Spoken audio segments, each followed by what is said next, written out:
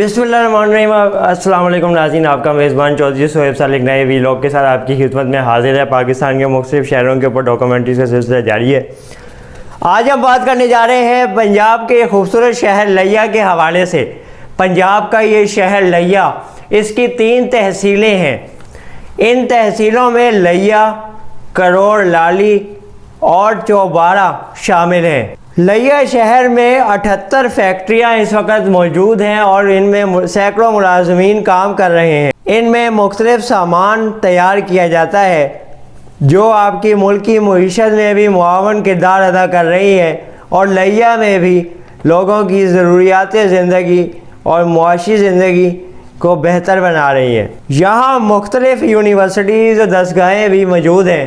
نوجوان نسل تعلیم کی طرف تیزی سے راغب ہو رہے ہیں اور تعلیم حاصل کر رہے ہیں۔ لیا کی ترقی کا خواب پورا کرنے کے لیے نوجوان اچھے ٹریک پہ گامزن ہیں۔ لیا شہر کے اگر دیگر تفریحی مقامات کی بات کریں تو یہاں کا مشہور بازار لیا بازار، جہاں پہ ضرورت کی تمام اشیاء دستیاب ہیں۔ ہر نوعیت کا سامان یہاں پہ آسانی سے آپ کو اویلیبل ہے اور مل جائے گا۔ جیولری اور زیورات کی دکانیں یہاں پہ اکثریت تعداد میں دیکھی جا سکتی ہیں، جس سے یہ اندازہ لگانا آسان ہے کہ یہاں جیولرز اور زیورات کا کام کرنے والوں کا جو کاروبار ہے وہ بہت زیادہ روشن ہے۔ لیا میں برانڈ 1 یورو شاپ کے بھی بہت چرچے ہیں اور لوگ اس پہ بھی کافی بڑی تعداد میں شاپنگ کے لیے جاتے ہیں اور اس کے معیار اور اس کی چیزوں کو سراہتے ہیں۔ آپ کا اگر لیا جانا ہو تو 1 یورو شاپ کو بھی ضرور وزٹ کیجیے گا۔ یہاں کا موسم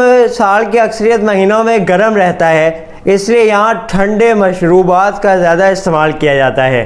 آپ کو بازاروں میں مختلف ٹھنڈے مشروبات کے سٹال لگے ہوئے بھی نظر آئیں گے۔ لیا کو ایک طرف سے دریا سندھ بھی لگتا ہے، اس لیے اس کی مچھلی بھی یہاں پہ بہت زیادہ کھائی جاتی ہے اور پسند کی جاتی ہے۔ معروف صحافی رؤف کلاسرا کا تعلق لیا شہر سے ہے۔ ٹی وی پہ دیکھتے ہیں جن کے ماہرانہ تبصرے اور رائے مستقبل کے حالات کی بڑی زبردست عکاسی کرتے ہیں۔